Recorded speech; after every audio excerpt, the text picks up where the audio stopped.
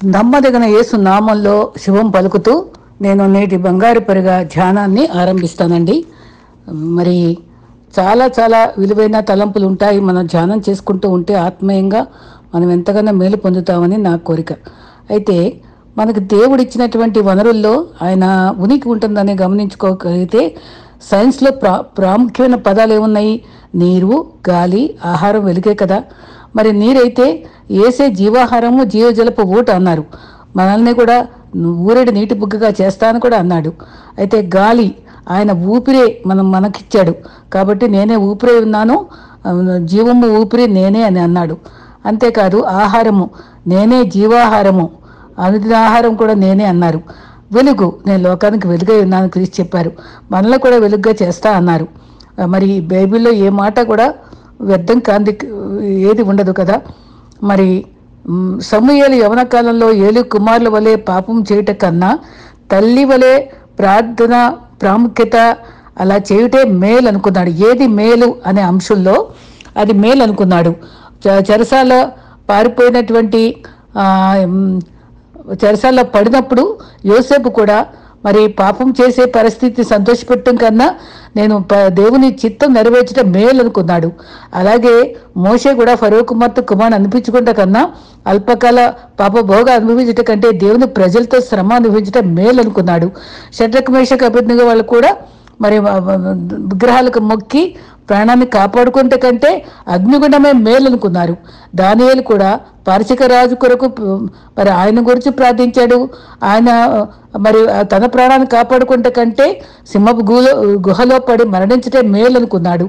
దావీదు కూడా జీవితంలో దేవుడు అభిషేకించిన వ్యక్తిని చంపి మరి ద్రోహం చేయకుండా తరుంబడి బాధపడినప్పటికీ తను శ్రమపడుటే మేలును తలంచి శ్రమపడ్డాడు.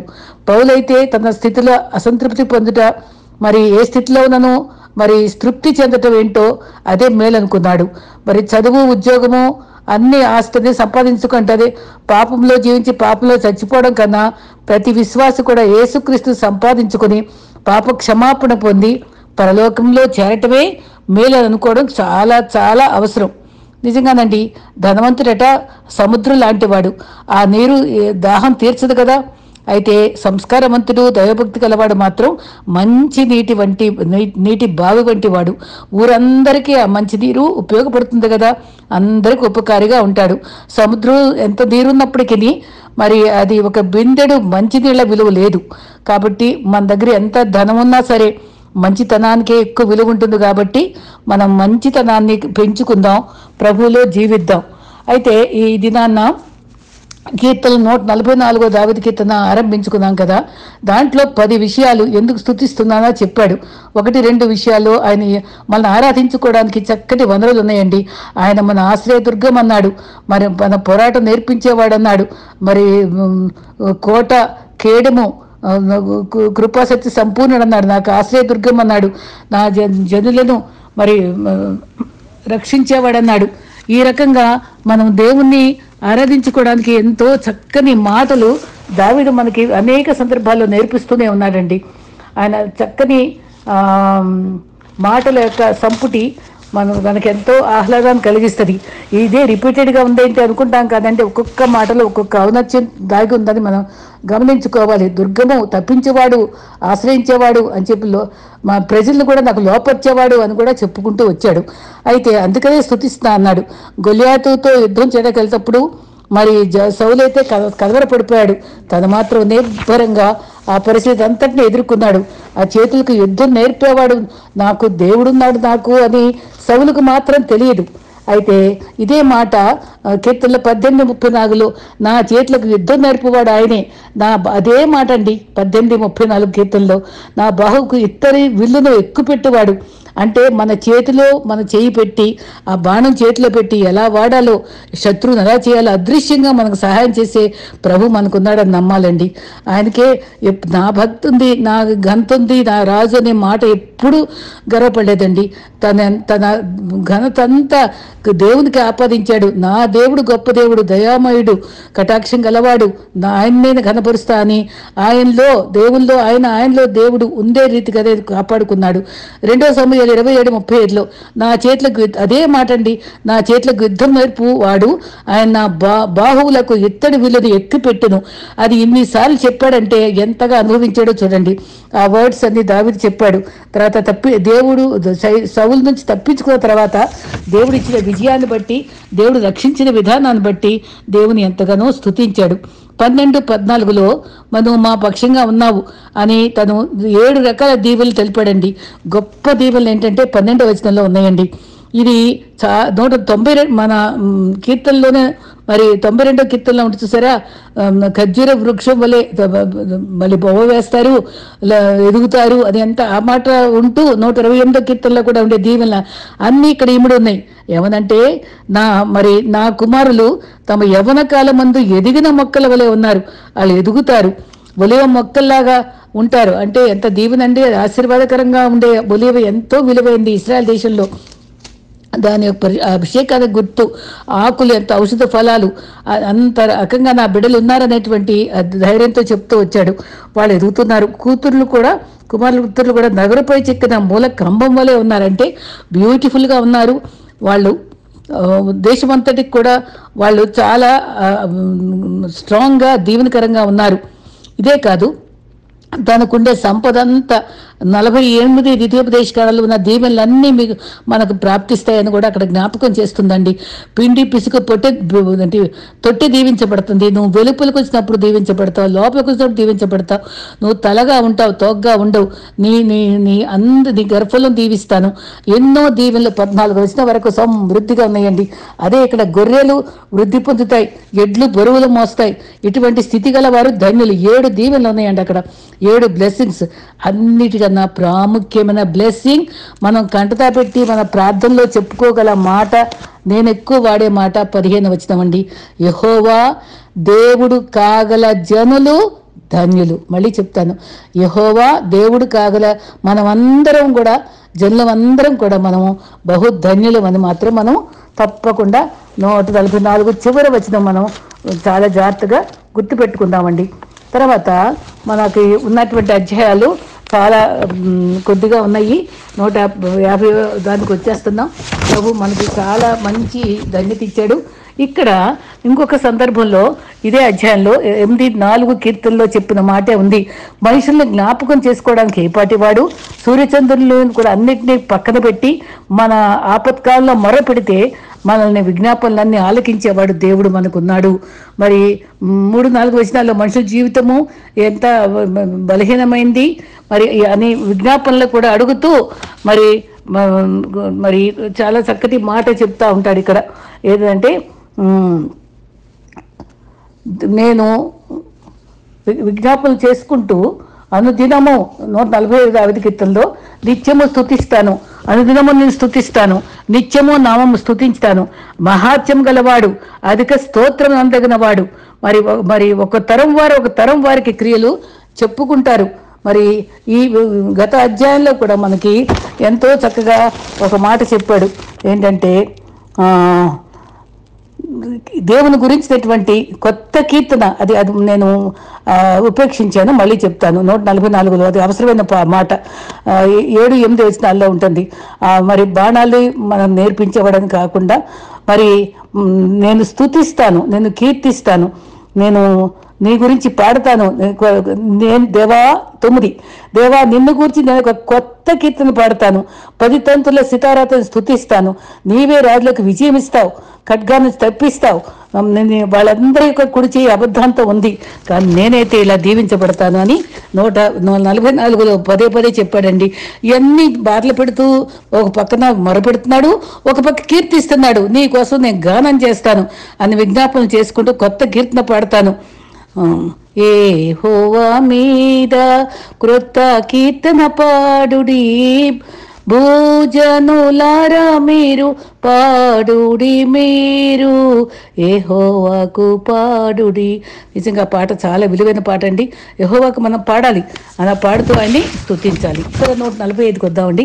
అది మన 144లో మాత్రం చక్కగా ఒలివ మొక్కల్లాగా బిడ్డలు ఉంటారు, సంపద దీవించబడుతుంది అని చెప్పుకున్నాడు కదండి. దీవులన్నీ వచ్చిన తర్వాత ప్రతి విజయం వెనుక మన కాయిన్ ప్రక్కన అమెరికాలో కాయిన్స్కి ఇన్ గాడ్ వి ట్రస్ట్ అని ఎలా అన్నాడు. దావీదు యొక్క విజయం అంతటి కూడా ఇన్ గాడ్ ఐ ట్రస్ట్ అని చెప్పుకున్నాడండి. అయితే ఈ 21 వచనాలు ఉన్నాయి.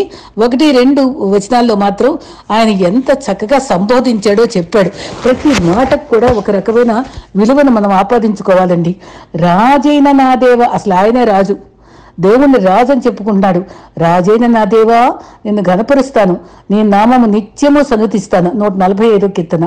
అనుదినము నేను నిన్ను స్తుతిస్తాను, అనుదినము రక్షణ సువార్తను ప్రకటించుడి, యెహోవాను పాడుడి.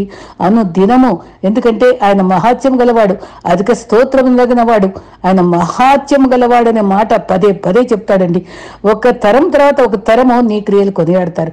మనం ఎన్ని తరాల నుంచి మనం దేవుని కథలు వింటూ ఆయన చేసిన మాటల్ని జ్ఞాపకం చేసుకుంటూ వాళ్ళ జీవితాలను మన స్మరణ తెచ్చుకుంటున్నాం కదండి. మన తాతల ముత్తాతల నుంచి కూడా వారి విశ్వాస జీవితాన్ని మనం గణించుకుంటున్నాం కదా. మన జీవితం కూడా ఒక చరిత్ర అవుతుంది. మన బిడ్డలు మన జీవితాన్ని అనుకరిస్తారు, మనమే స్ఫూర్తి అవుతాం. అయితే మహోన్నతమైన ప్రభావాన్ని బట్టి నీ ఆశ్చర్య కార్యములు నేను ధ్యానించదను, నీ భీకర కార్యములను వివరిస్తాను, ఆయన నీ మహాత్మ్యము వర్ణిస్తాను. ఏమనంటే యెహోవా అందరికీ మహోపకారుండు, ఆయన కనికరమాయన పనులపైనున్నది, యెహోవా దయ దాక్షిణ్యములు కల్గినవాడు, దీర్ఘశాంతము కృపాతిశయము కల్గినవాడు. యెహోవా అందరికీ నీ మహోపకారుండు, ఆయన కనికరమాయన కార్యములపైనున్నది. ఇవన్నీ చెప్తున్నాడు ఇక్కడ. యెహోవా దయాళుడు, గానం చేద్దాం. ఆయన 8వ వచనమండి, నేను ఇప్పుడు పాడిన పాట ఇదే. యెహోవా దయా దాక్షిణ్యం కలవాడు, ఆయన దీర్ఘశాంతుడు, కృపాతిశయము కలవాడు, యెహోవా అందరికీ ఉపకారి. నిజంగానండి, పాటలు రాశారంటే ఊరికే రాయలా, వీటిలో పికప్ చేసుకున్నారు అమూల్యమైన మాటల్ని. ఆయన కనికరం, ఆయన సమస్త కార్యమేవిగా ఉన్నది. ఆ యెహోవా నీ క్రియలన్నీ నీకు థ్యాంక్స్ చెప్పుకుంటాయి, నీ భక్తులు నిన్ను స్తుతిస్తారు. ఇలాగే పాట పాడి స్తుతిస్తారు. నీ మహోన్నత ప్రభావం, ఆయన బలమును ఆయన నరులకు తెలియజేయటకై నీ భక్తులు నీ రాజ్య ప్రభావం గురించి చెప్పుకుంటారు. ఇంకా ఏం చెప్పుకుంటారు? శౌర్యం గురించి పలుకుతారు. నీ రాజ్యం ఏమని పలుకుతారు? నీ రాజ్యము శాశ్వత రాజ్యము, నీ రాజ్య పరిపాలన తరము నిత్యం ఉంటుంది. యెహోవా ఇంకెంత 14వ మాట, ఎంత మాట. యెహోవా పడిపోయిన వారందరిని ఉద్ధరించను, కృంగిపోయిన వారందరిని లేవనెత్తాడు, సర్వ జీవుల కన్నులు నీ వైపు చూస్తున్నాయి. ఇంకా ఆ ఎంత మంచి మాట అండి. ఎప్పుడు ప్రకృతి గురించి ఎక్కువ ఆలోచిస్తాడండి దావీదు. సమస్తము సకల ప్రాణులు స్తుతించాలన్నట్టుగా ఇక్కడ చూసారా, సర్వ జీవులు కన్నులు చూస్తున్నాయి, తగిన కాలం ముందు నువ్వు వారికి ఆహారం ఇస్తావు, అప్పుడు నువ్వు గుప్పులు విప్పి ప్రతి జీవి కోరికను తృప్తిపరుస్తున్నావు. అక్కడ గతంలో ఒకసారి చెప్పుకున్నాడు, సింహపు పిల్లలు ఆకలి లేముగలుగుతాయి కానీ యెహోవా భయభక్తులు కదా వారికి ఏమాత్రం కొదువు ఉండదంటే వాళ్ళకు కూడా నువ్వు ఆహారం ఇస్తావు, సింహ పిల్లలకు కూడా నువ్వు ఆకలిగా ఉండవు అని చెప్పి అక్కడ వర్ణించాడు. నిజంగానండి, మనం అంత లోతుగా ఆలోచించాం, మన అవసరాలు చూసేసుకుంటాం గబగబా. కానండి ఎంత డీప్గా దావీదు, అందుకే హృదయానుసారుడు ఆయన. దేవుడు ఎటువంటి మనసుతో సృష్టి గురించి మనుషుల గురించి ఆలోచిస్తాడో అంత లోతుగా కూడా దావీదు ఆలోచించేవాడని మనకి అనుభవాల ద్వారా తెలుస్తుంది. యెహోవా తన మార్గం అన్నిటిలో ఎటువంటి వాడండి? నీతి గలవాడు. అంతేకాదు ఆయన క్రియలన్నిటిలో అసలు ఎక్కడ వదిలిపెట్టాడండి కృప? ఆయన క్రియలన్నిటిలో కృప చూపువాడు. ఆ గ్రేస్ అనేది ఎంత విజిబుల్గా మన బైబిల్లో ఉందో మనం నిజంగా దాన్ని గ్రహించుకోవాలండి. యెహోవా మొరపెట్టి వారందరికీ ఆయనకి ఆ మాట చెప్పాక వదిలిపెట్టాడా? ఆయనకు నిజముగా మొరపెట్టి వారికి అందరికి సమీపంగా ఉన్నాడు. నిజముగా మొరపెట్టం అంటే యెషయా ఒకసారి అంటాడు చూసారా, పెదవులతో వాళ్ళు స్తుతిస్తారు కానీ హృదయాలు దూరంగా ఉన్నాయి అన్నాడే, అది ఇక్కడ నిజముగా మొరపెట్టు వారికి తేడా, మొరపెట్టు వారికి తేడా. అయితే తన ఎంత భయభక్తులు కాదు కోరిక ఆయన నెరవేరుస్తాడు. నిజంగానండి, మనము భయము భక్తి కలిగి ఆయన ఆశ్రయిస్తే, ఆయన ఆనుకుంటే మన కోరికలన్నీ ఆయన తీరుస్తాడటండి. మనకు ఎన్నో కోరికలు ఉంటాయి, చిన్న చిన్న కోరికలు ఉంటాయి, పెద్ద పెద్ద కోరికలు ఉంటాయి. మన మనసు విప్పి ప్రభువా నన్ను క్షమించు, ఇది కోరుకుంటున్నాను, అది ఉచితమో కాదో నీ చిత్తమైతే నాకు ఈ ప్రభువా అని అడుక్కుందాం. ఆ తర్వాత భక్తి ప్రేమించే వారి ఎడల ఆయన అందరినీ ప్రేమించు వారిని చూసారా, భయభక్తి కలవారితో కాదు, ఇంకా వారి మరో విని రక్షిస్తాడు ఆయన.